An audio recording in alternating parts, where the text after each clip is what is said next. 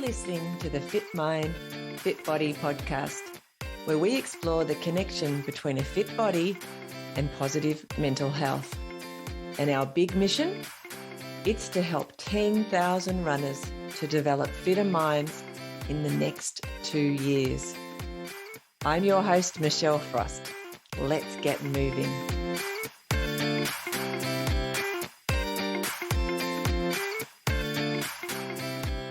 Welcome to this episode of the Fit Mind, Fit Body podcast. Today we talk to Isobel Ross.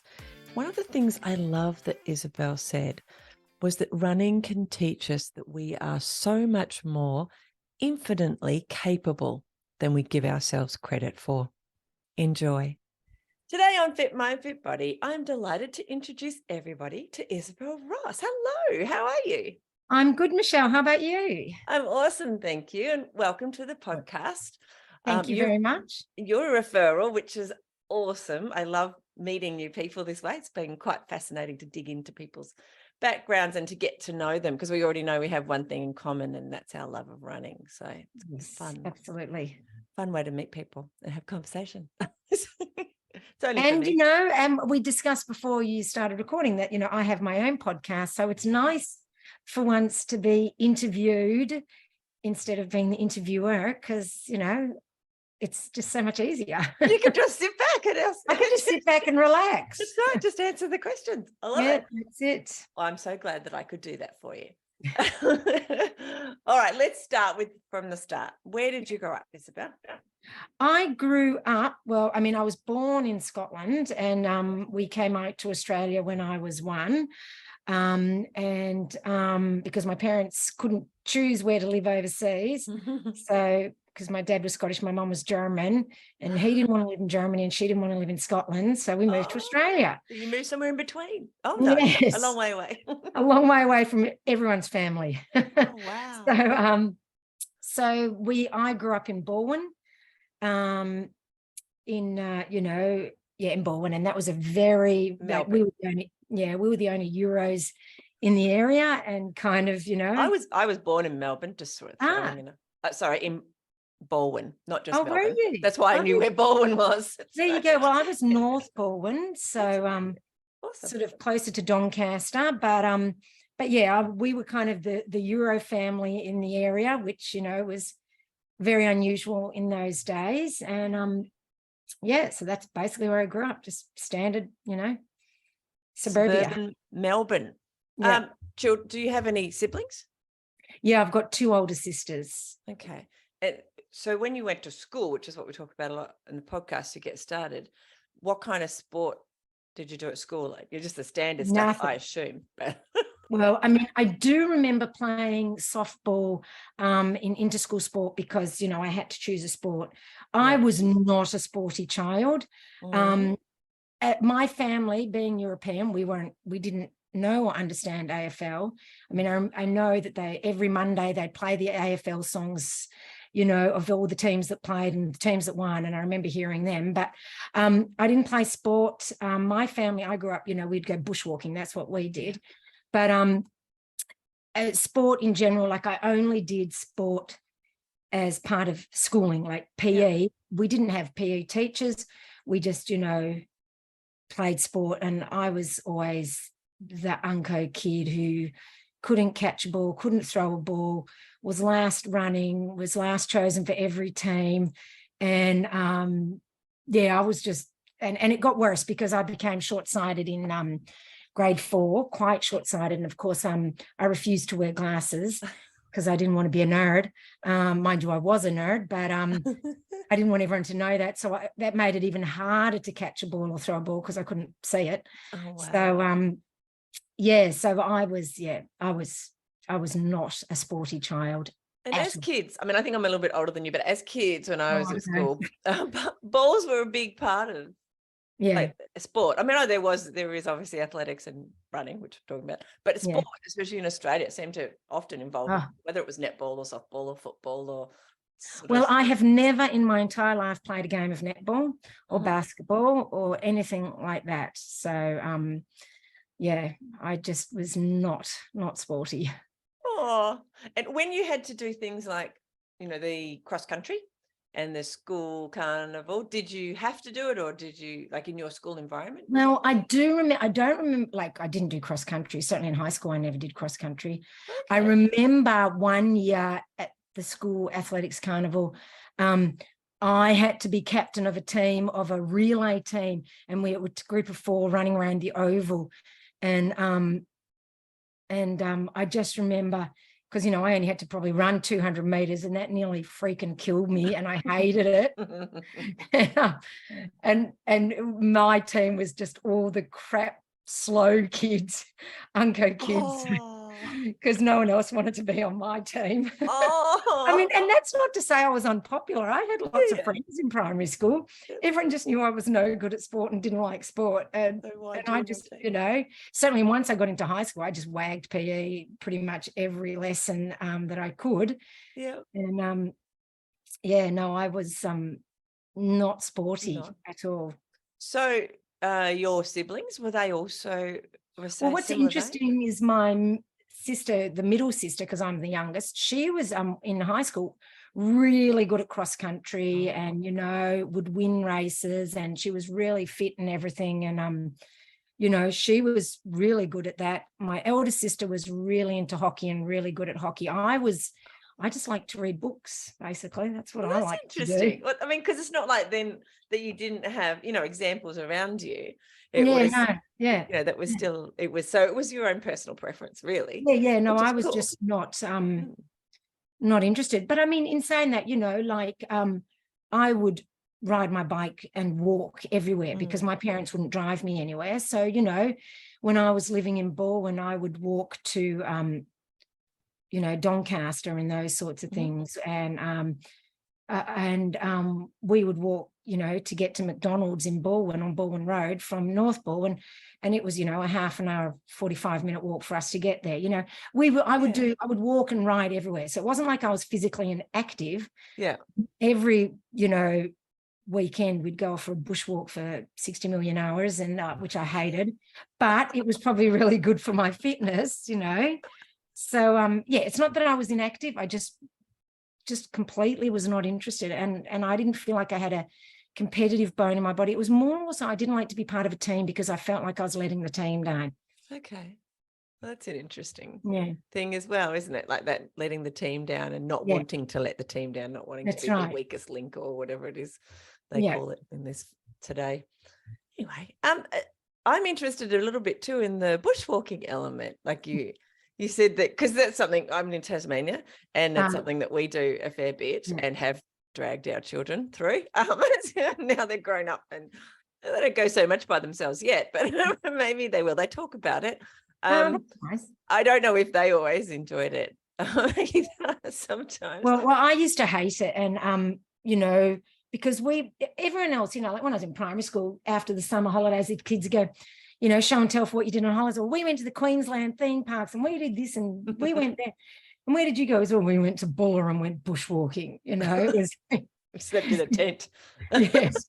Well, we camped, and all these people staying at resorts, and I just wanted to be like the other kids, but also, when I say we went bushwalking, we would go like up to Buller, but we wouldn't stick to the main trails. We would go backcountry bushwalking. So we'd be bush bashing and rock scrambling, and we would be out there from 7 a.m. till 5 p.m. and I'm primary school level, and and my mum would bring us, because she was German, a slab of salami and some dry rye bread to eat, so and we'd have warm water and these horrible things that, and just the whole thing, I just burnt something in your head. Do you go bushwalking now? Is it? Well, it's kind of my running, I guess. That's kind of, and it's funny because I always used to go, I'm never going to go to Buller as a grown-up unless I go there to ski in the winter. And I was just at Buller, just the other day, sweeping for hut to hut. So, and I go there all the time for running and essentially hiking, and that sort of thing. So it's funny. It's come full circle. I now actually appreciate it and appreciate what my parents appreciated about it, so. Yeah, that's fascinating. Oh, Look at us as kids. I know. We're interesting. And we don't always, like, this is for all the parents with young children out there, just because your children like one particular thing at this moment in time doesn't mean that in the future they won't, come around and see some of the things you've exposed them to. So just because they don't like it now. You probably set a good base for my fitness and body strength and ability to keep going for hours, because I remember whinging and whining and with good reason, because it was we would go in summer, it'd be 40 degrees and we'd be out for 6-7 hours, and I remember my mum just walking next to me, one foot in front of the other, one foot, and these are mantras I use in my running, and and we used to get through these walks that were so tough for me when I was little, and now, and a lot of people say I'm mentally tough. Well, I think maybe some of that came from that, and I remember one hike, I remember it vividly. I was like, oh, that's it, I've had enough. And I sat down on the side of the trail. My parents went, well, we can't, there's nothing we can do. And I'm like, I'm not going any further. And they said, well, like, fine. And they all walked off of me. And I remember everyone walked off and I'm sitting there by myself. Admittedly, my dad hid and he took a photo of me sitting there by myself crying. But it was like, I've got no way of getting out of this without walking. And so I just went and caught back up to them. Yeah. And it's the same doing 100-miler or whatever now. It's like, you can't. Now.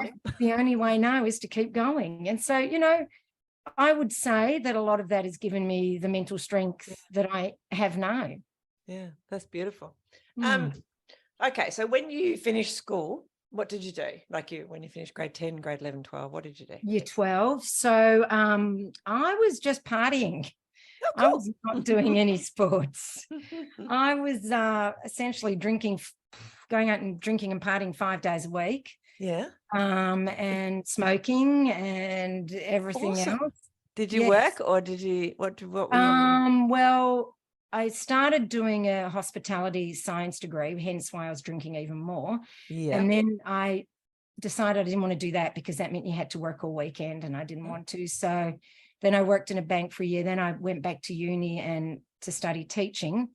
And when I was about 19 or something like that, 20 maybe, my partner at the time, who became my husband, who's now my ex-husband, but he had a friend from Sydney who was into mountain biking, and she was coming down to Melbourne for a race, and we went and watched, and I thought that looks like fun. And so I took up mountain biking around 20 or something, and that suited me because it was an individual sport. Yeah. And there was no ball to catch. Yeah, no ball to catch. Absolutely. Thank God. Yay. And I guess because you were short-sighted is reading, isn't it? Or is that, I always No, short-sighted is I can't see. I couldn't see far. And I mean, when I was 16, my dad got me contact lenses because he knew I didn't want to wear glasses. And oh my God, it was amazing. I could see things. Like I could literally not see beyond, a hand's width from my face. I was virtually legally blind, Wow. And so getting contacts was a game changer. And then when I was in my early 20s, I got, it must have been later because I had kids by then. I had at least one. I can't remember. I got laser surgery anyway. Yeah. So, and that was a bigger game changer because I'm not good at looking after contact lenses. I do hear that's a pain. Yeah, it is a pain. And I mean, things improved when you got disposables and all that. But so that certainly changed everything. And my hand-eye coordination has improved. Well, I was thinking on a bike, if your eyesight had been still quite poorly, depending, especially mountain biking is what you said. Well, mountain biking was hard because the glasses would bounce on your face, but the contact lenses would bounce on your eyeballs. So even with, ways of seeing, it still was hard, mountain biking, when you're short-sighted, because you couldn't see properly when you're on really rough and rugged terrain. Yeah. All right. What did you do with your mountain biking? Where did that take you? Well, that got me to love being fit and going out and doing stuff. And I would train for that, and I would race downhills, cross country, and I would race, Cairns and up New South Wales and, all around Victoria. And I did quite well, I was, one of the top riders at the time. Admittedly, it was, you know, not a heap of women in it. I don't know how many women are now, but, you know, I had a lot of fun, and it really helped me. And it really helped my belief in my abilities, you know, my physical capabilities. And I got really fit and strong and all those sorts of things. You know, so yeah, it was good. It was kind of the gateway drug for me for fitness, I guess. So what work did you do at the time? I was studying, and then I was working at kindergartens. Okay, so you stayed in the teaching arena? Yeah. That's where you went to? Yeah. Okay. And what I noted there was you were talking about competitive stuff, whereas you said at school you didn't feel that competitive. So there was something about the mountain biking that made you want to go off and explore it and see how good you were and whether you could race. Because essentially I was just relying on me, you know, and not having anyone to let down, you know, like, you know, and that sort of thing. So, you know, I could just race and it didn't affect other people, and I could ride and do what I wanted, you know. And so that was that, you know. But I ended up having a fall one time. I fell a lot, as you do in mountain biking. You know, if you're not pushing yourself hard enough, then you'll never, the reason you fall a lot is because you're pushing yourself, and you've got to push that limit all the time. But one time I fell and I went over the handlebars, and it was quite a bad fall because I dislocated my hips and fractured a vertebrae and that sort of thing. And I kind of lost that competitive drive after that. I was just, because it really shook me up, and I didn't mountain bike for much longer after that, to be honest. So how old were you when that incident happened? 22, 23. I can't really remember. So you're pretty competitive, like 3 or 4 years or something. Yeah. Like so probably about 23-ish, 24 is when I gave up the mountain biking. Yeah. And then and I would still ride a bit for fun, but not for racing. And then you were by then a teacher?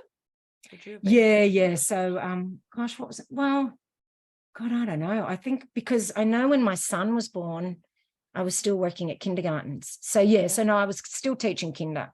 Yeah. All right. Yeah. Because I got later into primary school and that sort of stuff. But yeah.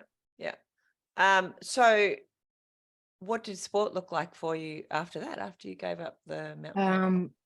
Not much, just going to gym and that sort of stuff. So you did want to go to the gym, like that was you know, but I did it more for, you know, weight, you know, control, I guess, more than anything, you know, because I still had the mountain biking appetite, you know. So you know, I probably, I mean, I can't really remember doing much. I think for a while I did pretty much nothing. So you know, but then I don't know. I don't know what I did really. Isn't it funny when we reflect, because it was such I'm sure it was only about 10 years ago. How long ago was that? God, that was 30 years ago. So so 10 years ago. Yes, ago. That's right. No, it actually does feel like a lifetime ago. Like I was a completely different person. You know, I was not confident or outgoing or anything like that. I was certainly when I was younger and in my teenage years, I was excruciatingly shy, and the mountain biking helped a bit, you know, but I'm so much better now. But I've certainly dealt with, you know, quite painful shyness for a large portion of my younger years. So and I had glandular fever a couple of times when I was 16, so I had chronic fatigue while I was mountain biking as well, and it was hard to, you know, balance it all with the chronic fatigue and that sort of stuff as well. So it sounds hard. All right. How did you actually get into running? So it sounds like you were, so I'm sure there's lots of other things in the 30 years since from now to when the mountain biking stopped. How did you get into running? Well, you know, so I had 2 kids, and after how old are they now? Sorry to. How old are they now? My son is 25 and my daughter is 22. When they were little and I was just feeling bleh, you know, and I was drinking a fair bit because, you know, it was hard with 2 young kids for me, with very little support and virtually none. Mm-hmm. And we lived on a couple of acres kind of in the middle of the nowhere. So I didn't have neighbors to help. Yeah. I didn't have family nearby. My husband at the time was not around much and wasn't supportive with helping with the kids. So I would just sit by myself of an evening and just drink. Okay. And, you know, I knew that wasn't healthy or good for me. So I thought I've got to do something. So I thought I'll start getting up in the mornings and go for a run or something like that, you know, because I figured I could go for a run for half an hour and that would be a good workout, you know, quite time efficient. Whereas cycling, you've got to go for 2 or 3 hours. Yeah, you've got the gear and stuff to organise. Yeah, you know, and then you get a puncture and bloody hell. And then so I thought I'll do that. So I had to stop drinking to be able to get up in the mornings and go for a run. You know, obviously that would be when my ex was sleeping. And so I just started doing that. That was the reason I started running was, and also because it was, you know, cheap at the time. I thought running would be a cheap sport. Didn't have to pay to join a gym because my ex at the time didn't want me to spend money on fitness. And so I just would get up and run this, because once again, we lived in the hills on old dirt trails. I'd just run around these sort of dirt trails a bit. And yeah, that's how I started running. Wow. And so how old were the kids at that time? I don't know. Zara was probably about 2 or 3 maybe. So 20 odd years ago.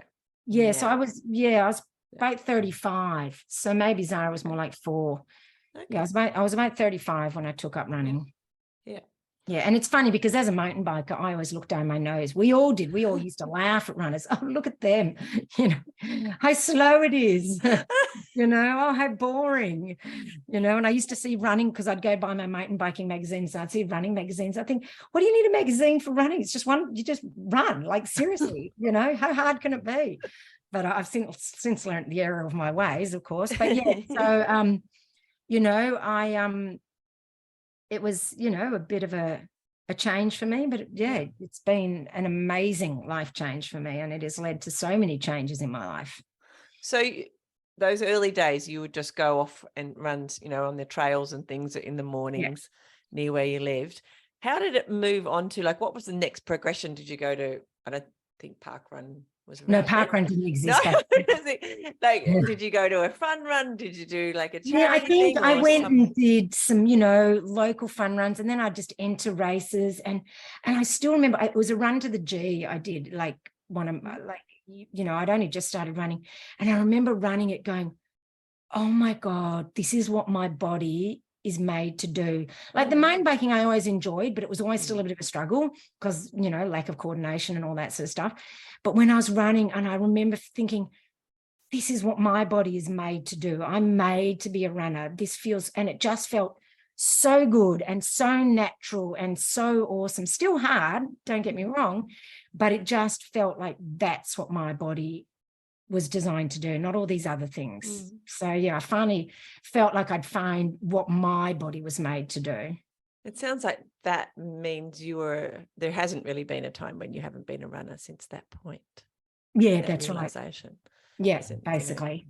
You know, it kind of, and you know, you keep talking about an ex-husband, so it's obviously supported you through many life changes that we all go through, because I've got an ex-husband and a current one, but and a bunch of kids, but you know, it helps you go through a lot of those. Oh my God, it's helped me with so many life challenges, of which I've had a few, you know, and running is, you know, it has been so much for me. I mean, firstly, it showed me that I was capable of, you know, like, because I would go to races and win them, and I'd be going to them not expecting to win, and I would just win them, and it'd be like, it would just show me that I was capable of so much more than I'd ever thought, because I always thought of myself as the useless one, the hopeless one, the, you know, And suddenly there I was, and, it was, and then I would have to talk to people. And so it brought me out of my shell, and, when you're on that runner's high, you can talk to people because you're feeling so good. And so it really changed my life completely. So did you go and find other people who ran and start running in, with a running group or any of that sort of stuff? Yeah, or were you so still quite individual? Yeah, it was very much at the early stages of the internet. So I looked up running clubs, and I found the Knox Road Runners, because by that stage I was living in the Dandenong. So I have done the Melbourne Marathon more times than I can. Well, I've done it back 7 times, but yeah, the Knox, they have tops. That's what I'm saying. Right. And I've seen a lot of those tops over the years. Well, they were so helpful, and they were so good. And, they would run, and they still do. Not that I join them anymore because it's too early for me now. But 6 o'clock every Saturday morning, I'd get down there to go for a run. And they were so supportive and so helpful, and really taught me so much about running, because I was just a beginner. I didn't have a clue. I thought you did most of your running on the treadmill, and that's what I did at the gym. And they taught me, no, you run out in the rail. Like, I didn't even realize. I just thought, well, you'd run. I thought for speed work, you'd do it on the treadmill, because you can, adjust the paces and that. Because, like when I did speed work on a mountain bike, we'd do it on the ergo, So I thought it would be the same. And we didn't really have very accurate watches back like 20 years ago either. No. So you weren't now I look and think, I used to think if I'd run 25 minutes, it's 5K. And now just as a casual training run. But now I look at it and go, maybe it was, maybe it wasn't. I don't know. Anyway. Well, I had this little we had the Melways, and I had this little special wheel thing that it would calculate the distance, and I'd wheel it along the roads and calculate the distance for my 20K run. I shredded so many Melways using this little wheel. It was pretty. And I've done runs since with the watch, and it was fairly accurate. Oh, that's good. You're better than me then. Mine was very much just a guess. Yeah, or else I would drive it. I would drive a loop and see. But so Knox Road Runners were awesome. So I joined them, and then I would run with a few of the guys on a Wednesday night, and they would take me out and do speed work with me. And it was really good, and I've made some lifelong friends from Knox Road Runners. So and because at first when I started, I was just running roads and doing marathons and that sort of thing. So are you still teaching at this point? Are you still teaching now? Yeah, well, when my daughter was born, I and while I was pregnant, I was doing my upgrade so I could teach in primary schools. And then, I was teaching in primary schools, and it was great because, sorry, my nose ring just started to come out.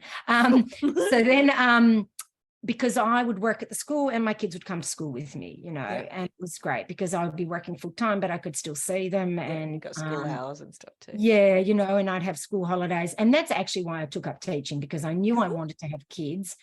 It wasn't some, I'm destined to be a teacher. I had no clue what I wanted to do. I thought, well, I want to be a mum, so why don't I choose a job that's mum friendly, Yeah. And so that's why I did teaching. And that was great while the kids were, at school. And then once they were teenagers, well, admittedly, I was home for the holidays, but quite frankly, they didn't want to hang out with me, sadly. Can't understand why. I was such a cool mum. You weren't taking them hiking? What's going on? I know, right? Oh, I wasn't that stupid. No way was I taking them hiking. And so yes, I was teaching full time, running, 130 Ks a week, taking the kids to all their sports and doing all the stuff that a stay-at-home mum would do anyway. But it was a full-on lifestyle. I had to be incredibly organized. It was like, planning a military operation, planning each week, So if you hadn't been, because by then you're starting to do longer runs and things. Yeah. I assume all of this, not that it's ever easy, all those mums out there, including me, to manage without adding on, that layer of the training and things required for some of the longer distances. I assume it was never a conversation where you said it's, the longer distances, do I do it or do I not do it? It's making life hard. How was that? Well, I was only doing marathons then, which to me was not long distance. And I was a lot faster back then. So my runs would be a lot quicker, and they were on the road. Yeah. And I wanted to get into ultras because I also felt that that's what I was really suited to, but my ex was totally against it. He kept trying to make me give up running. He wanted me to give up running. He hated my running. Even if I stretched of an evening, he'd crack it because that was part of running. So I couldn't do anything related to Now I know running. something did give. Yes, I would stretch while I was cooking, so I could hide my stretching kind of thing, and get up early, and I had to do all invisible training, completely invisible training. Wow. So it was tough, but or I'd take the kids to sport in the afternoon and I'd run while they were doing it. So then, it wasn't, once again, invisible training. So that's what I had to do. But then once the kids started getting a bit older and needing me less, and as much as my kids, I tried to get them into sports, they never really did. They were a lot like me, not really into sports. So I didn't have to take them to cricket or footy or anything like that, because I tried them on every sport. I really did try to get them into sport. I didn't want them to be like me, but they were totally not into it. And so I could run on a weekend and it didn't bother them. They weren't dying to do anything. So, as they got older, it got, easier for me to increase the distances, Yeah. Okay. So did you stay, are you teaching now? Are you still a teacher? I've got my online running coaching business and I do relief teaching in high schools now. Yeah. So I teach about 3 days a week around about during school time, sometimes 4, and then I try to juggle getting all my business stuff done, doing the podcast and all that sort of stuff. Yeah. I'm the kind of person, I like to be busy, like that's how I thrive. It's still hard, but that's what I like. And so I'm still teaching, but of course, being a relief teacher, it's all care, no responsibility, like I don't have to go to meetings and I don't have to do reports, thank God. And I don't have to do all that other stuff. I walk in, I walk out, so that certainly makes life easier, because if it was just the teaching, it'd be fine, but it's all the other stuff, that makes it really hard. Extends it, doesn't it? Yeah. We've had a few teachers on the podcast, and was once a teacher. Oh, there you go. For a very short time. Much shorter than you. That was enough, huh? And in part, I didn't know what I wanted to do either. But I knew I was having children, and again, thought it would support the kids. So very similar in that way. But didn't stick at teaching the same way that you did, but did do some relief teaching. I used to run at lunchtime sometimes, but I used to do that too. Yeah. And I've also found that talking to some teachers on the podcast, talking about the example that provides to your students. Yes. When they know that their teacher is like an adult that goes and does exercise outside of, well, bus. While I was at the primary school that I was working at, I was chosen to represent Australia for the World Long Distance Mountain Running Championships. Awesome. And they did a fundraiser for me, and the kids had to do run laps to raise money. Oh, wow. To help, because although I was representing Australia, I had to pay for it all myself. And so the school, the kids were running laps to raise money for me, and they, presented it to me. And then I went off and represented Australia, and I did quite well. Like I was the first Australian female, 10th overall of the women. So 10th in the world. And I came back and talked, wearing my Australian uniform, and talked to kids. And there I am, just an ordinary teacher. And I would like to think it inspired them, I hope so. And even now at high school level, the kids talk to me about the running, and they're amazed, hey, what's your longest run? And when I say, 291 kilometers was my longest run, they just like, oh my God, And, and we have some good chats about it. I don't know if they just want to chat to me because they don't want to do their work, or if they're actually interested, but either way, I'm happy to talk about it. That's right. And I'd like to think that it does inspire them too, because, they can see I'm just a normal person. I'm not some super duper, athlete, and if I can do it, anyone can do it, kind of thing. So tell us some of the places some of the places your running's taken to you, not necessarily geographically, but what sort of events and things have you done with your running? You've just touched on. Well, I don't know, I mean, geographically, you know, like I've represented Australia, like I said, that was in Switzerland. Then I went to Britain, and then I went to Austria. So that was 3 times. But, you know, just things like, I don't know, just I want, you know, I remember when I first started running, I heard about 6 foot track, and I was thinking, oh my God, that sounds like such a tough race. I wonder if I can ever do that. Oh, I'd really love to give it a go. And I was training for a sub 3 hour marathon. And in my build up, I went, you know, I really want to do 6 foot. So I just went and did it for fun. And I ended up winning it. And I remember that was, you know, it was like, wow. There was this race that I thought, oh my God, it sounds so hard. Would I even be able to finish it? And I won it. And just, you know, it was like just such an amazing experience for me. Like that one is such an amazing experience for me. Like, even though it's just a race in Australia, it just amazing, you know. And then things like, you know, I went to Barkley Marathons, and I don't know if you know that, but I do know Barkley Marathons because it's the last person, I think, from the same group of referrals. Yeah. And now I know a bit about it, and I'm like fascinated by it. That's the whole book one. Yeah. So, you know, I remember the first time I heard about it, because I used to listen to podcasts in the car, and, you know, my daughter would be in the car, and we're listening to hearing about Barkley and the books, and we're both like, oh, books, you know.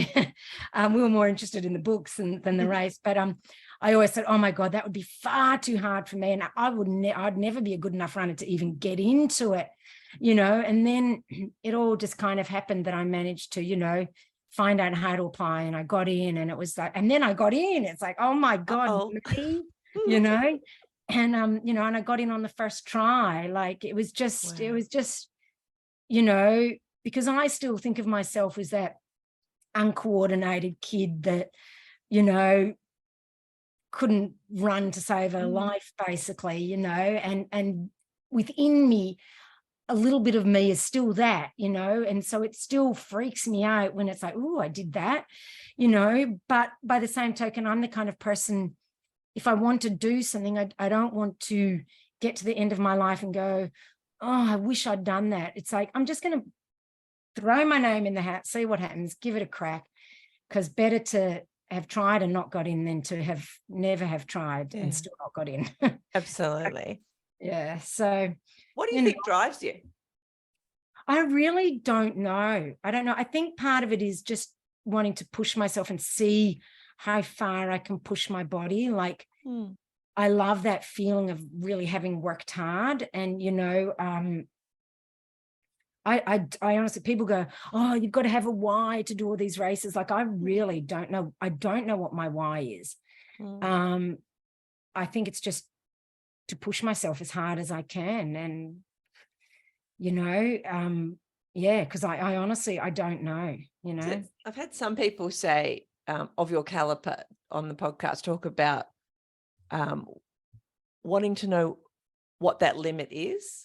Like, but realizing, because they know that when they get to a limit, there's actually the next limit, if that makes sense. Knowing that they're never actually going to reach it, if that makes sense. Because I don't think the journey more than the destination. I can ever reach my limit, because there'd be something that would stop me beforehand, like, you know, an injury or something like that. But I think we are so much more infinitely capable than we give ourselves credit for. And I think, absolutely, you know, like, as long as you look after your body while you're doing these things, you can do anything, really. Like, if I can do 100 miles or 290 Ks, really anybody can, because we're all a human body. We all, you know, like, legitimately you can. It's just looking after the body and preparing the mind. Like I say, it's more about the mind than anything. And I've just got the mindset that I don't want to give up. You know, I have DNF races in saying that, but then I've always tried to go back and you know, get that monkey off my back and do it again. But I really don't know what drives me. And that's what I'm finding hard at the moment, is because, you know, I don't win races anymore, or that, and that used to be a driver, I guess. And so now it's like, well, what drives me now? And I, it's a struggle to find what I should be doing. What is that? And it'll be different for you than anyone else. And like, specifically for you. Yes. Like well, it's not necessarily to tick off a race or to collect a medal or to whatever. I'm not into finisher medals. Like I don't want to thing. finish a medal. Like to me, that's like, when the kids do the cross country and everyone gets a, you participate. It's a participation thing. Yeah. So for me, I don't even particularly want the medals, So I don't want that. For me, it's not about that. It's that feeling that I've accomplished something and I've pushed my body to its limit for that period of time. Like, when I first did over 200 Ks, it was like, oh my God. And then I did it again. And it's like, oh, it wasn't as hard the next time. So, you got to keep upping the ante. And it's like, well, how far do you keep upping that ante? It gets exhausting, doesn't it? We've had that conversation here, especially as a beginner runner. It's 5K. Yes. 10K.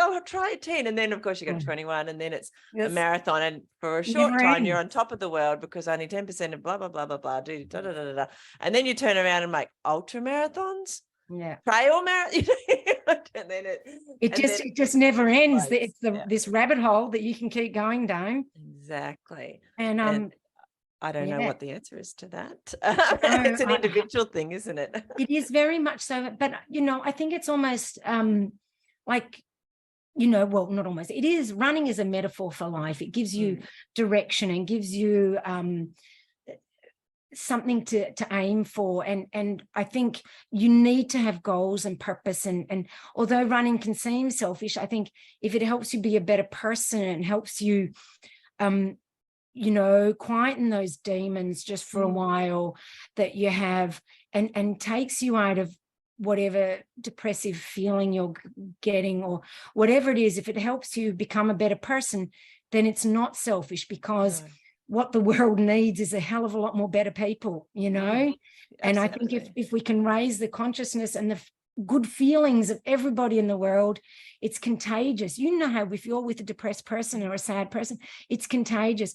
Whereas, and that brings everyone down. But if we're all feeling that little bit better, then running is not selfish, because we're sharing that better feeling with everybody and thus raising the feeling of everyone. Because that side is also contagious as much as yes, it is. If you hang out with someone who's positive, you're like, wow. I mean, that's why we go see motivational speakers. That's right. You want to hang with them. I mean, we pay to get that feeling. Exactly. So if we can be around that kind of person because they've created that in themselves from running, then that can uplift a lot of people. And like for me, for instance, when I was teaching, I'd go in there feeling more positive, thinking about the uplifting for the kids there. And, and as parents, we're doing that for our kids.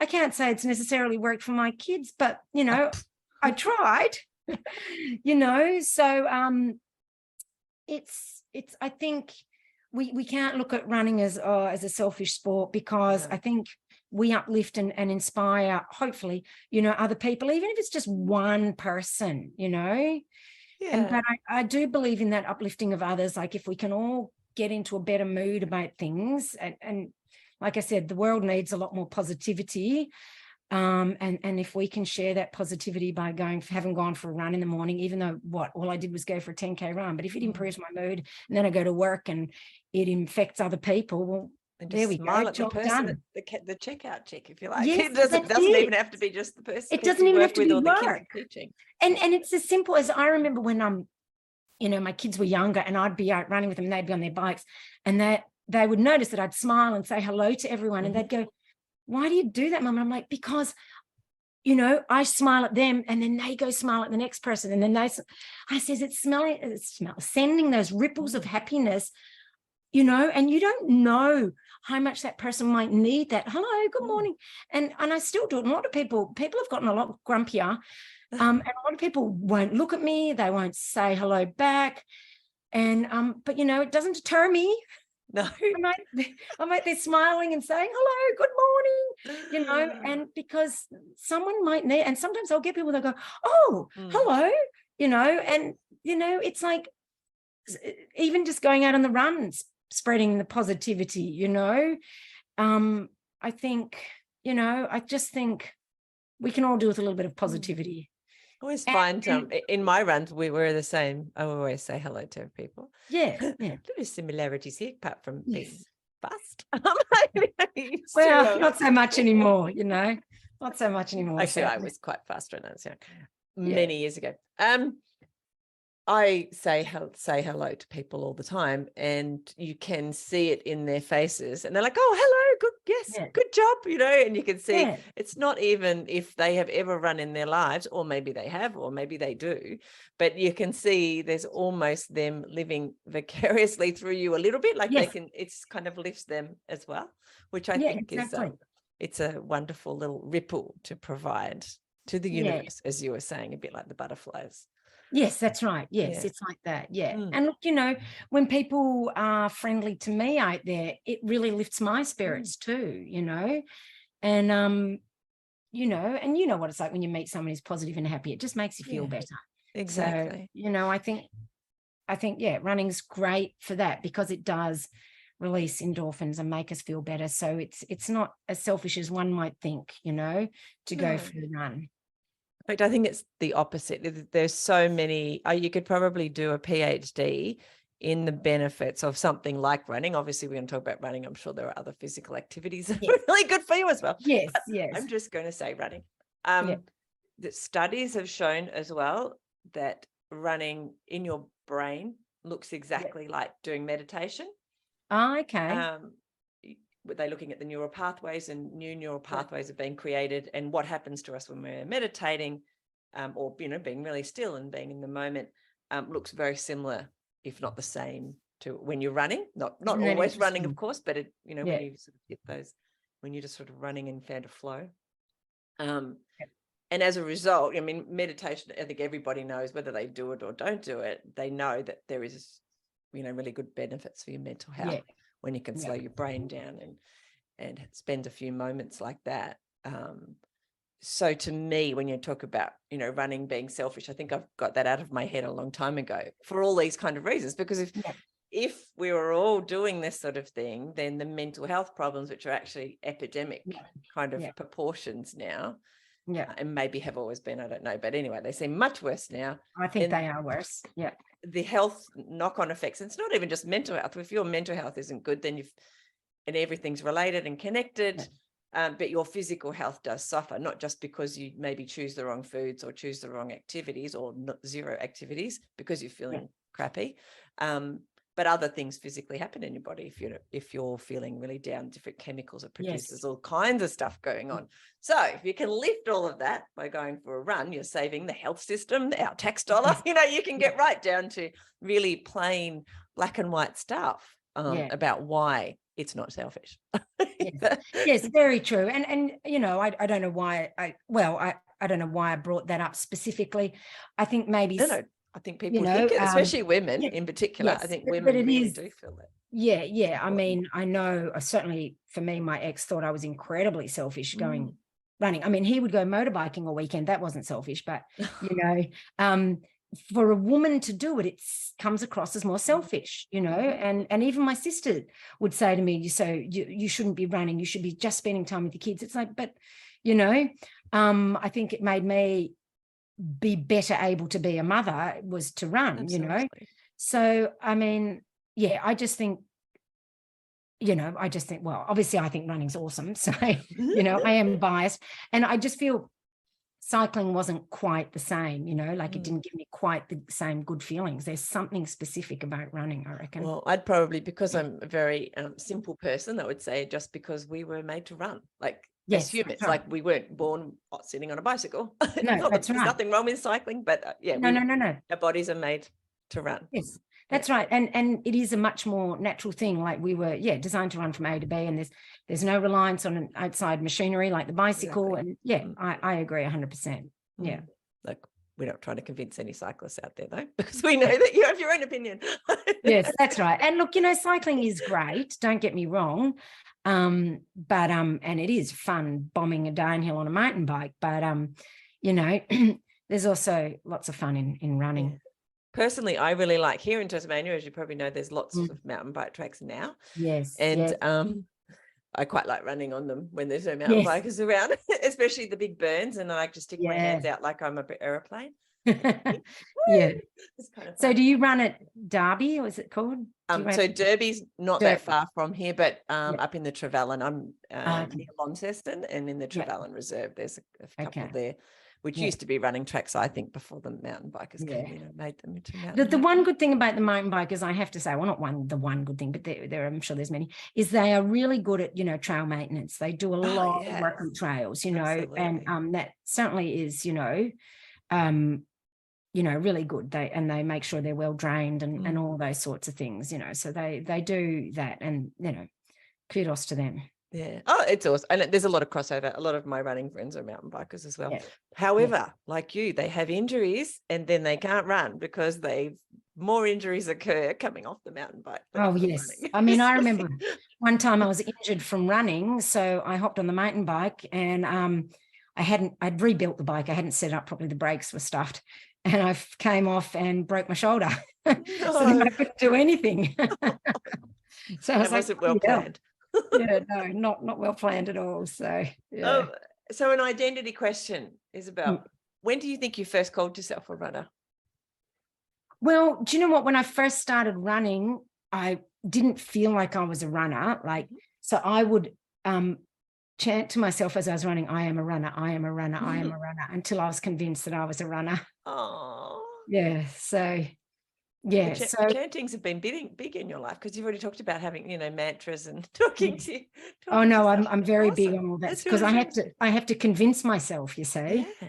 And so I had to tell myself over and over again that I was a runner. And then, I guess from that time in that race, when I felt like that's what my body was made to do, that's when I really was convinced, I guess. You found a flow.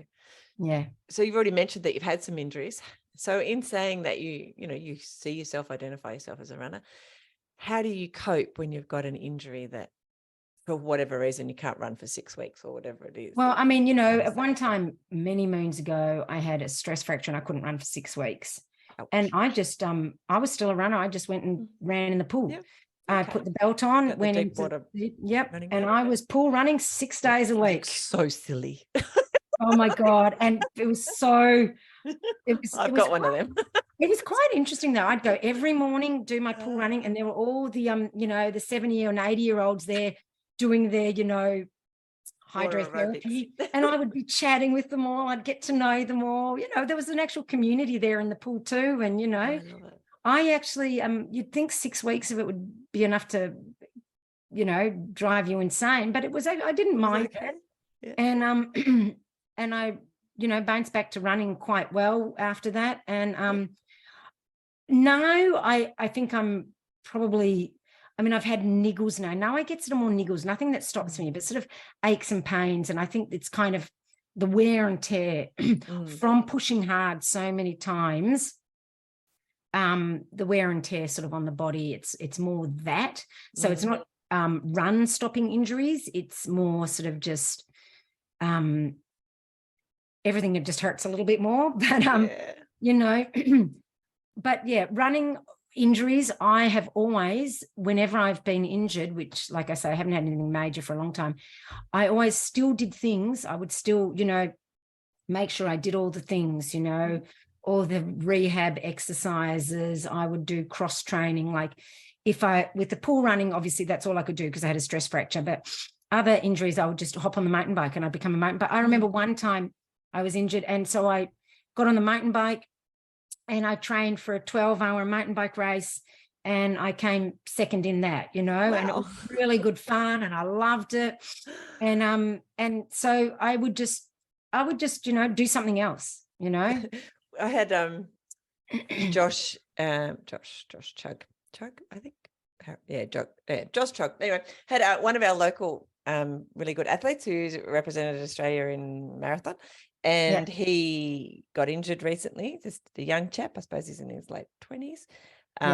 And he said on the podcast last year that he'd found this esport like bike e-sporting. Oh, And then he managed to, because that was his recovery, like you were saying, yeah. was to do this cycling. And then he had Yeah, but the e-bike helps you up the hills. he just represented Australia in the e-bike stuff Oh, because, oh my God, is there a chance? Who knew? It was crazy. Isn't that funny? Anyway, I just thought that was hilarious. I'm still getting No, my and mind that's around the thing. it. You have to kind of go with full not just, oh, okay, I'll go and use bike riding as cross training. You've got to go full on and really get into it, like enjoy it. You can't run, just, and that's why I think it's good to have do a little bit of cross training with your even when you're running, because if an injury happens, you've got something else, and it doesn't feel completely foreign. Like if you're a swimmer, maybe still have some swimming occasionally. But there's nothing wrong with doing something else for a little while and becoming sort of more of an all-round athlete. It makes you stronger. I certainly, that mountain biking period, my legs were super duper strong after that. Yeah, which helps going up and down those hills yeah too. So yes, exactly. How long do you think you will train for? Sorry, not train for, run for. Yeah, I don't know. I would like to keep going for as long as possible. It is kind of demotivating watching yourself slow down. Is that because you've been at such a high level, do you think? I guess so, and I feel within me, I feel like the same person. But then I go running, it's like, oh, I'm not the same person, But within me, I feel like the same person, and I want to go and run just as fast and run hard, but it's just not there, Do you think there's anything in you that might change? That where it might be like always, because what you're talking about, still thinking of yourself as, who you were, say, 15 years ago, whatever it was when you were doing all of those really amazing things, speed-wise. But instead, you're someone who just really loves to run and wants to keep running and possibly and look, do it for the joy or the journey rather than. Yes. And it's funny because my partner now, Ron, he doesn't race. He just runs for the fun of it. And I kind of don't get it. Yes. Where is that? How do I find that? Where's the book to read on that? And I was saying something to him last night. But what do I do if I can't race? He goes, well, I don't race. I'm like, I don't get it, So, it's my goal. It's how I work out what I'm training for. I'm very goal driven and, that sort of thing. So, and that's it. It's something I'm having to come to terms with, is reevaluating my relationship with running and trying to find something else, because I want to keep training, but my training has always been for a race. So if I don't have a race, why am I training? And so that's what I've got to figure out now. And I can still race, obviously, and I just obviously am going to be, racing for different reasons. So what is my reason for racing? A lot of things to think about, and I don't even at the moment know how to think about them, if you know what I mean. So, it's kind of a little bit of a, it's a transition period. It's a transition period, and trying to figure it all out, because I want to keep running, but the goalposts have changed. So working that out. It's a work in progress at the moment. I was having some of those kind of discussions with myself over the last few years, and I came up with, and it's kind of working for me at the moment, although I'm having trouble setting my next challenge, and that is to set an individual challenge of some sort. So not necessarily race. Different reason for me though. I get a bit anxious around race. I've done so much racing. I just don't enjoy it, and I'm like, why am I doing it now? I don't enjoy it. I'm getting anxious, whatever. I actually am fine with the race, fine at the end, the leading up, the training, but all the anticipation for the month or so before, I'm not happy, Dan. So why do that? Anyway, so setting yourself a challenge, and we set it like a 60K challenge with a group that I was training, an international group, and we're all in different parts of the world, and we just want to do 60K at different times on our own courses, and that worked for me. It was having this kind of, and so I've got another couple of ideas now here locally where I'll set myself a challenge and then have to work out how I'm going to train for that, and then put a line in the sand. So that worked for me. Little thought there, where it's not actually a race necessarily, so therefore I'm not going to be disappointed in my performance, or Yes. or have that anxiety. Yes. Yeah. And look, I get that too. And I understand about the anxiety, but it's almost an important part of racing, because if you didn't, it shows that you don't really care about it, So, it's a necessary part if you care about the race. Yeah. But yeah, I don't know. Yeah. Challenges, I just don't know. And that's the thing. I literally don't know what's going to work for me at this moment in time. I'll have to play with a few things. Yes, I think that's basically. Yes, that's kind of it. Yeah. And it's hard, as we change and grow and, become different people, because just by virtue of living, we become different people. We never stay the same. So this is just part of my becoming this next person in my life. And I mean, I will always still run, I personally believe, and I love running, but yeah, it's just changing. What it'll look like. What are you most proud of with your running achievements? Doesn't need to be a race or whatever. It could be, doesn't matter. What are you most proud of? I don't know. What am I most proud of? Well, I guess where it's taken me, like how much it's changed my life. I've it gave me strength to get through the death of my parents. It gave me strength to get through the divorce. It gave me so much ability to see the world and meet different people. And I've given up teaching, and it's my job now. When I say I've given up teaching, I gave up my, I had an ongoing teaching job that I could have been in until, they had to kick me out at 80 years old or whatever, I was guaranteed a job.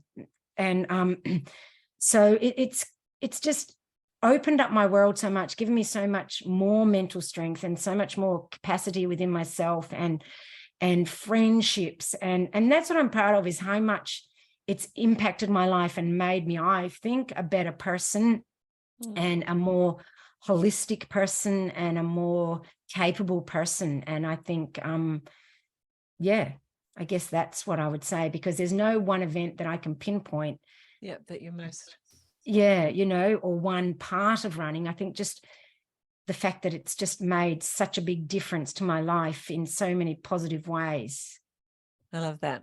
I usually ask, how's running changed your life? That's the answer. Yes. Running has changed your life. Absolutely, completely changed my life. Yeah. So when it comes to just getting out the door and going training on those days when it's not nice, you haven't had a lot of sleep or whatever, what motivates you to make those steps out the door? Do you have any tips, even like for those people who think struggle? It's more, you've got to make it a habit. It's a habit, because motivation wanes, especially in the middle of winter when it's raining and it's cold and it's dark and it's horrible. So to me, it's just part of who I am. What do? I get up, have a coffee and go for a run. That's just what I do. And it's become part of my identity. And so you've got to make the habit so strong that it's part of your identity. What does a runner do? A runner gets up and goes for a run, because if you wait for motivation, it's not going to happen.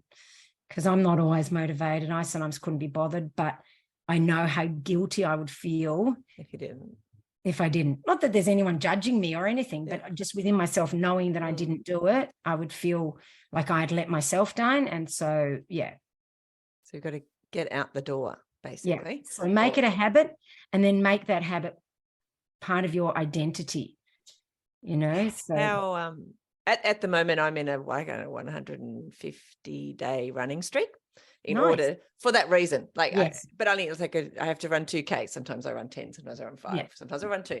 But 2K is the minimum. I feel like I could fit it in. And I've had some very busy days this last couple of weeks, and I've still managed to fit it in somewhere. Good. So for that reason, though, because I also believe that it has to be that consistent.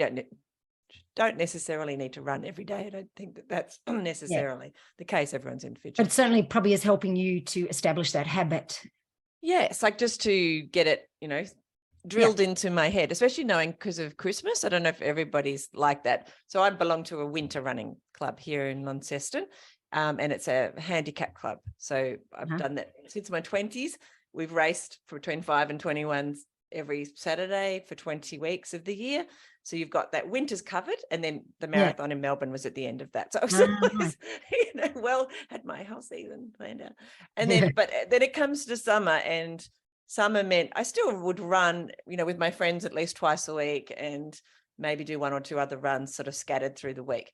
But summer and Christmas, and it just became that sort of what I do, which was fine, but it wasn't enough to then start the season again for, the running club season that I just explained, to start it in a way that was, good, because by the end of the season, you're pretty fit. Start of the season, most of us are not that fit, because we've had the similar sort of thing where it's this kind of, and I wanted it to stay that way. I never let it drop off. Exactly. So that's why. Because even after a race, although I won't run, I'll get up and go for a walk. I'll have a few days of completely nothing, but I'll go for a walk, or I'll go to spin class, after about a week or so, or I'll do other things, or go to yoga. I like to still do something to maintain that habit. And it's like when I'm on holidays and I don't have to go to school, I still get up early at the same time to keep that habit of getting up early, of going for the run, because I'm a big believer in habits and developing routines. And, it's not just little children who need routines, it's grown-ups too. We all do. So I so believe that too. So how many days a week would you run, just out of? Normally, I actually run 7 days a week. At the moment, I'm 6, but, I'm not. I do 2 quality sessions a week and 1 to 2 long runs. The other days are just, like 10K easy run, because I just need to move, at the moment, because I've had some issues and I've taken took a bit of a break, and then I'm just having 1 rest day.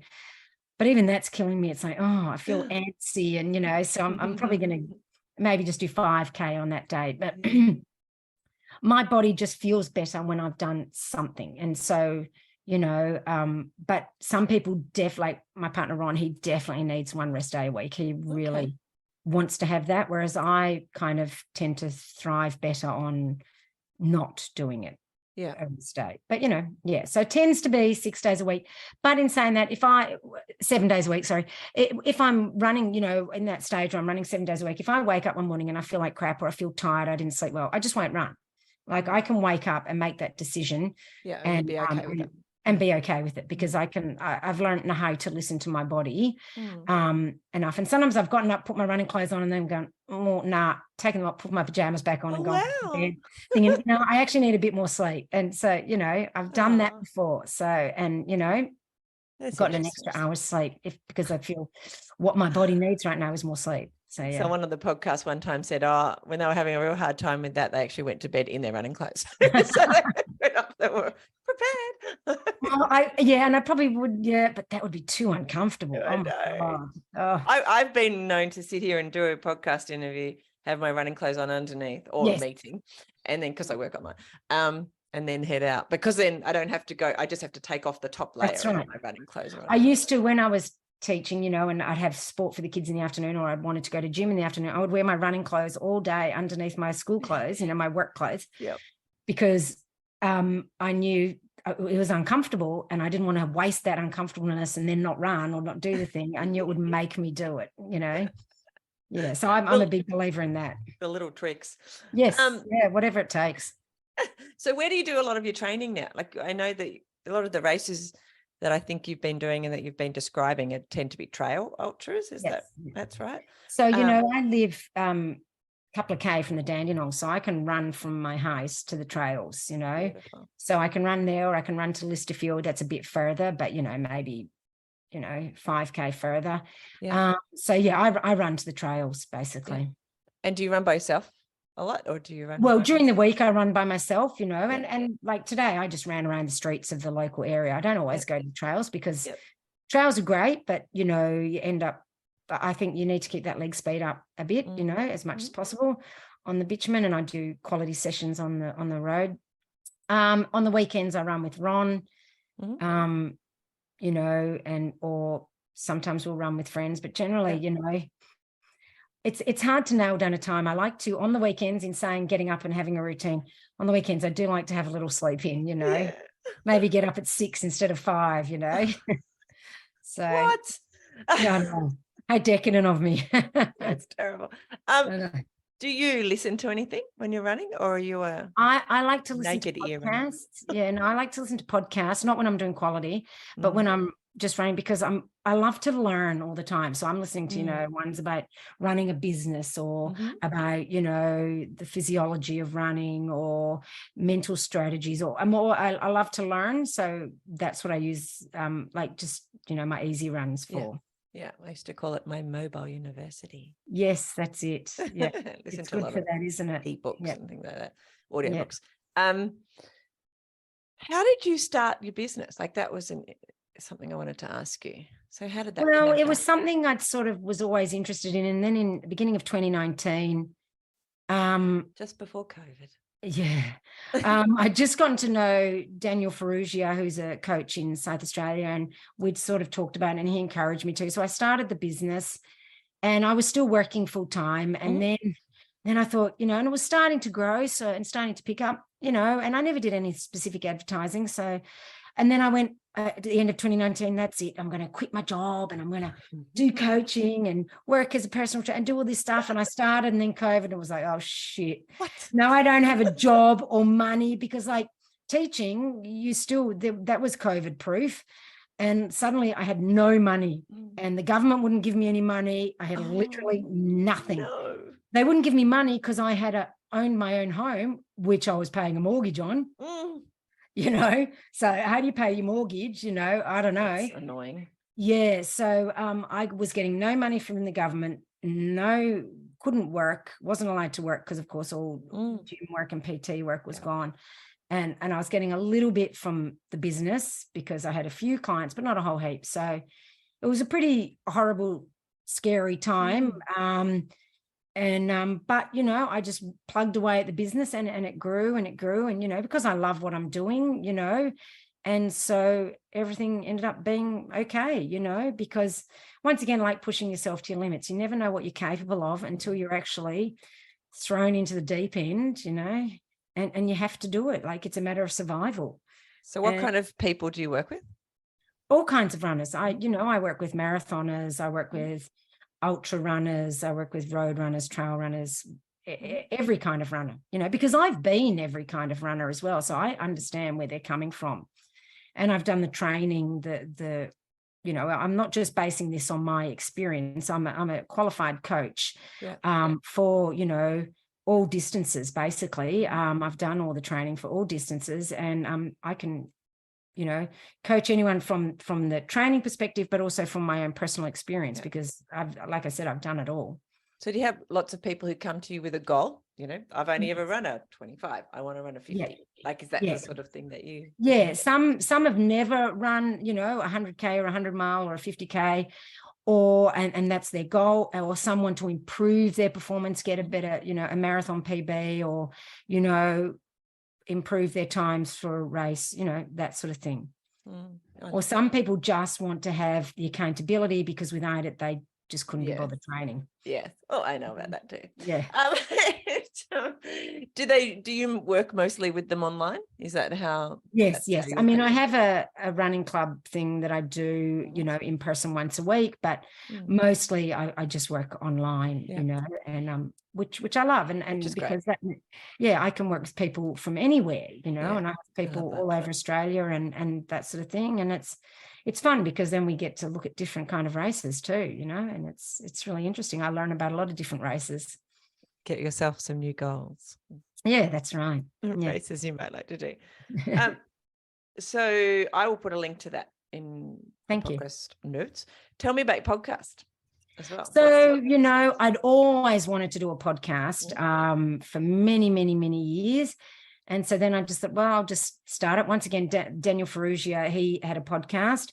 That's how we got to know each other, because people suggested he interview me about Barkley. And then, and so got to sort of, he encouraged me to, because I'd always wanted to do it, but I was scared, And so then I just went, oh, bugger it, and I just started it.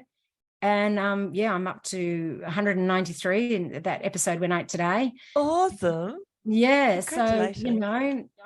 it's just been so much fun. And I have interviewed some really interesting and amazing people and got to know so many amazing people. I'm now sort of going away from the interviewing, doing more just sort of coaching stuff on the podcast, talking about different things, to help runners, and doing some interviews as well, kind of mixing it up a bit more now. But because I've kind of interviewed all these people that I wanted to, that's the people I found a list the other day when I was tidying up of who I'd wanted to interview, and I've done them all, and it's like, well, where do I go now? So, so at the moment, I'm just kind of doing more sort of educational sort of ones, or reflections on races that Ron and I have done, those sorts of things.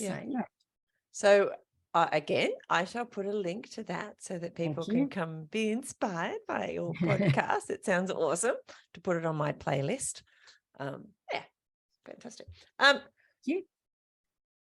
you, it seems like a silly question, but I often ask if you can remember one moment during a training or a race where everything just flowed that you can reflect on now. And I'm sure you've got hundreds of them, but is there one moment that sort of jumps to the forefront of your mind? Where everything just flowed? Well, I think, my first UTA, I had some sufferfest moments, don't get me wrong, but it just, everything went right. Like, my legs felt good, my feet felt good, my stomach was great, my mind was great. Everything just, everything felt good. And, I didn't have a clue what I was doing at that stage. I'd never run 100K. Obviously, it was my first 100K. But everything just came together, and it was just, it just like everything worked. Yeah, and it just felt right. Yeah, it did. Yeah. How, like, we've touched on it briefly, but how do you make your mind strong enough to be running for 5, 6, 7, 8, 9, 10, I don't know how many hours have you run for? A long time. There's no particular guaranteed ways, but there are ways, and doing the training, making yourself go out when the weather's crap and you couldn't be bothered, and when you're feeling, and when I say when you're feeling tired and still making yourself go running, this is where knowing your body, it's the tired of I couldn't be bothered versus the tired of overtraining, like you've got to know your body. About that too. Those, because your body can trick you and make you think, oh no, I'm limping when I first start running. And if you stop, you're like, well, you wouldn't train. But if you keep going within, 100 meters, that you've forgotten about that because it's whatever it was. Your body kind of is, it is a bit lazy and it wants to stop. But you've got to know yourself well enough to know the difference. And so making yourself run when you couldn't be bothered, or when, other people are going off and doing fun things and you think, oh, I haven't done my training, so I've got to do it. It's making yourself do your running in spite of everything else, in spite of wanting to keep sleeping, in spite of the rain, in spite of the dark. So that always helps. And then, pushing yourself hard to do the long training runs. And what I used to do was I don't need to do them as much now, but what I used to call bonk runs, because in cycling it's called bonking when you run out of energy or fuel, is I would go for a long run, and then I would fuel for the first bit, and then I would just stop eating until by the end I'd keep drinking. I was really low on fuel, so that I could get used to that feeling of feeling like garbage. And I wouldn't do it every week, and I don't recommend it every week, but every now and again, just doing that kind of run so that you feel what it feels like to run on dead legs and when you're not feeling very good. And I've been able to, therefore, in races when my stomach goes south, I've been able to keep running, and wait for the body to come back so I can eat again. But, you can run through those feelings then. Also, just, the mental, side of it is being prepared, knowing that you're prepared, knowing you've done the work, reflecting on all of that sort of stuff, and reflecting on those hard runs when you're out there and you're reflecting on that, and that you can, you know you've done hard things before, so you can do it again. I love that. Oh, now we all need to, I thought you were going to tell me a whole bunch of mantras. Well, I do believe in mantras. I'm a big believer in mantras. Like I always will, when things get tough, like some of them, like a couple of them. So for me, one that's really good is remember tomorrow. Like when you're there and all you want to do is give up and quit, remember tomorrow, which sounds grammatically incorrect, but know that if you quit now when you're feeling crap, tomorrow you're going to wake up and go, I could have kept going. So I want to remember that tomorrow I'll be feeling fine. So therefore, I'm not going to give up in this moment of not feeling fine, because tomorrow I will regret it. So remember tomorrow and keep pushing. So I like that one, remember tomorrow. And I do have a lot of mantras, and I sing songs too, you know, and to keep me going.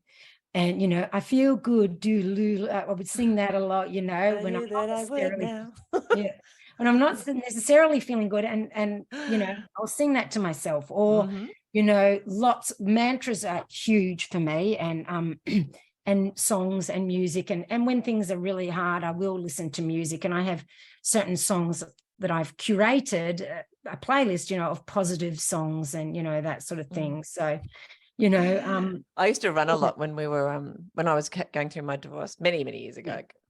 Been married a long time. Anyway, the song that I used to, my mum used to say, "What are you running away from?" Blah blah blah blah. Nice. She's a therapist.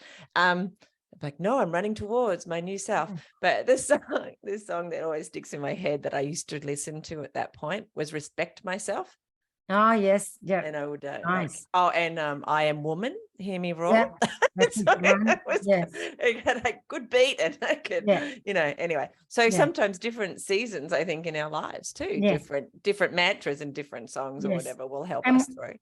I used to also listen to a lot of, you know, those positive, on YouTube, you can get those clips of positive affirmations and all that sort of stuff. And I would listen to them and download them. And they would be interspersed throughout my music while I'm racing. And then these would come on, you know, and would really help me.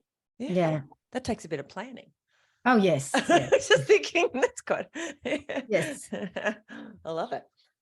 All right. I've kept you a very long time, and I think we could probably go for another hour or so, but we shouldn't do it. It's not fair on you. Is there anything about running? In a minute, I'll ask you for some tips, just some basic tips for beginners, but is there anything about running that we haven't talked about that you'd like to touch on before we wrap up? No, I think we've pretty much covered everything. I think, you know, just that running is awesome. Do it. It's sport. Yeah. As someone famously said. That's it. Just do it. That's right. All right, Isabel, any tips for beginner runners? What can you share with us? If someone came to you and said, I want to start running, so these are new people, what would you suggest to them to start so that they keep going? Well, I mean, you know, it depends on how much of a beginner they are. If they're a complete beginner, they would want to start with run, walk. But if they're a beginner, they've done a little bit of running, it's developing that consistency, you know, even if it's just going out for 2 to 5Ks, getting the consistency in rather than one day doing, you know, 10K and then not running again for 4 days. And then, you know, you're better off to do shorter runs more consistently to build up and strengthen, you know, all your connective tissue and all that sort of stuff, and develop that consistency of I'm a runner, I run, you know, regularly, rather than just a weekend warrior who runs occasionally. But, you know, just run easy when you're first starting. Listen to your body. So develop the consistency, run easy. You don't want to run every run hard. You're just going to dig yourself into a hole, and it shouldn't be horrible. Run when you're a beginner runner, run to just enjoy it for now. Just run for enjoying. And later, when you've developed that base, then you can work on speed work and doing all the hard workouts and those sorts of things. But, you know, develop that base first, learn to enjoy running for what it's worth, and then work on the other aspects. But yeah, get that consistency happening and develop that base. I love that. When you were talking then, one thing that struck me was that, you know, running is medicine. We were talking before about, and so it's a little bit like brushing our teeth. Most of us know just how important oral health is. And so to actually our whole body, like everything, I think the fact that everything's connected Yeah, 100%. we don't think about enough.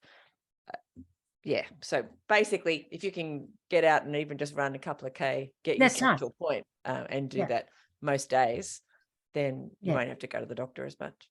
Yeah, exactly. And obviously as a beginner runner, you'd have more rest days. You wouldn't be running every single day, but just still developing it as a consistent habit, developing the habit like we spoke about, and making your identity as a runner. And what would a runner do? Well, a runner would go out and run regularly. And what you said about the making sure that you enjoy it, I think is a really key factor, because none of us, because our bodies are basically lazy, because they were originally created however long ago that, and as you said, you alluded to, we need to conserve in like our bodies are still the primitive body that needed to conserve energy thousands of years ago. So whenever we can, we try to conserve energy, or our body tries to conserve energy, even though we don't need to, because we live in this modern world now. That's right. Yes. So that's trying to trick us. Anyway, the joy thing, I think, is really important, like needing to find a way to enjoy that. Yeah. And sometimes we have talked a little bit about it in podcasts, and I'll wrap this up, but realizing that you can enjoy it even when it hurts. Yes, and that's right. And to be honest, I almost enjoy my speed work sessions the most. Maybe not right in the moment, but afterwards, I think, God, that was awesome. I love the feeling of going fast until it starts hurting. But I really like that initial burst of speed when you. But even knowing that you push through that painful part is exhilarating too. Yeah, it's true. And so learning to embrace all those moments, I guess, is what we're saying. The good and the bad, because there's so many crazy sayings we can say about it, but if you don't do that now, wherever you are in your life, it's the likelihood of you having to endure lots of unpleasant things further on down the track. That's right. Is very high. Yeah. Anyway, on that very positive note, thank you. You've shared so much awesome stuff. I'm so pleased to have got to meet you and share you with everybody. And thank you for coming on and sharing yourself with us, Isabel. No worries. Thank you so much for asking. I've really enjoyed our chat today. It's been like you say, it's gone for a while, but it's actually gone quick, if you know what I mean. It's been really enjoyable. So thank you. Thank you. Stay on, and I'll just say goodbye to you as well. No worries. Thank you for listening to the Fit Mind, Fit Body podcast. I'd love to talk to you about your running journey. So send me a message on Facebook or on the website, and let's do it. For a bunch of resources on mindful running that will help you get and stay mentally and physically fit, head over to the website fitmindfitbody.co, and I'll see you there. Plus, I'll be back here in your podcast player a few times a week. Hit subscribe now so that you don't miss an episode. And before you go, I'd really appreciate it if you'd leave a review. It'll help more people to find the podcast and get inspired to start running. I'll see you soon. Bye.